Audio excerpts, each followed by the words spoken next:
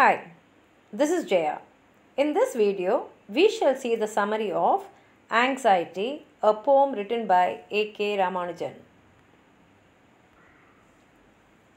In this poem, A.K. Ramanujan explains that anxiety is universal, that everyone in this world are definitely fallen in anxiety at least at some point of in their life. And he also says that he will not be able to explain the nature of anxiety as he could explain others. Even though he tries to bring in many similes and metaphors, he says he will not be able to give a correct picture of anxiety.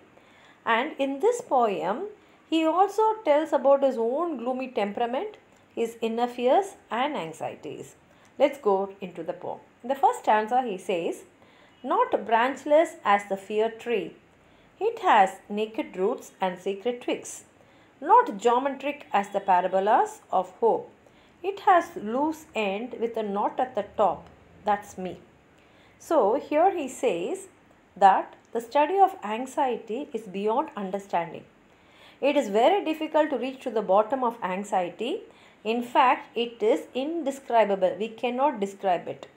All things and feelings except anxiety can be defined in a very simple, single or straightforward manner, or in a poetic manner through the use of similes and metaphors. But like the tree of fear, anxiety is also branches. That is, it has many forms and manifestations. Now, fear can be defined, understood, studied and judged.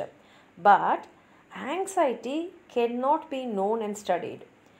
It is there, its presence is there and it is visible, but its reason always remains unknown and hidden. There is also no geometric way to know about anxiety. Now, when someone is very happy, this state of happiness can be studied in a geometrical way. They will be able to express it, and the structure is very easy to be drawn, but the structure of anxiety cannot be drawn. In fact, it is perpetual.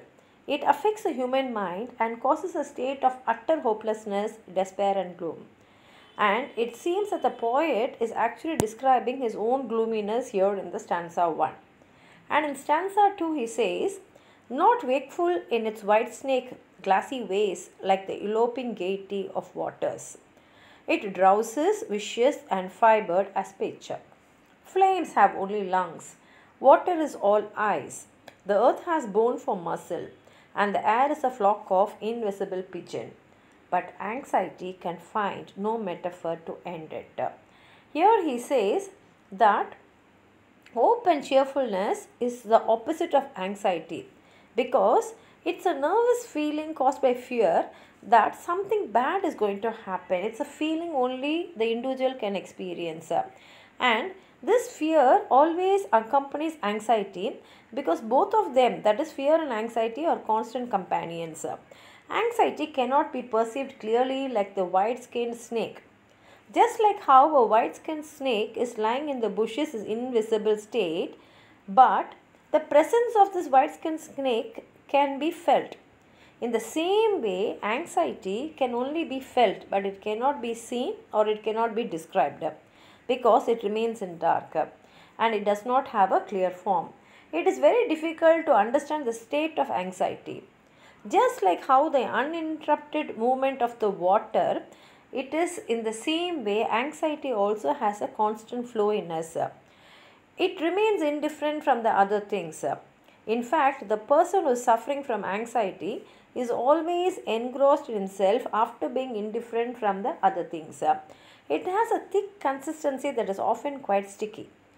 It is not clear and active like flowing water, but slumbers and flows lazily along a thick fibrous fluid or tar. It has no metaphor to explain or resolve it, as it has no fixed shape or definite movement. Just like how tar is a sluggish and sticky, same way anxiety is always dark, mysterious and frightening. Ultimately, it may be said that each and every object can be defined, but anxiety can only be felt and experienced. The poet thinks that the source of all tension is the individual. Perhaps the poem also refers to the complex Indian problems like growth of population, poverty, illiteracy, lack of hygienic sense, and the problem of unemployment.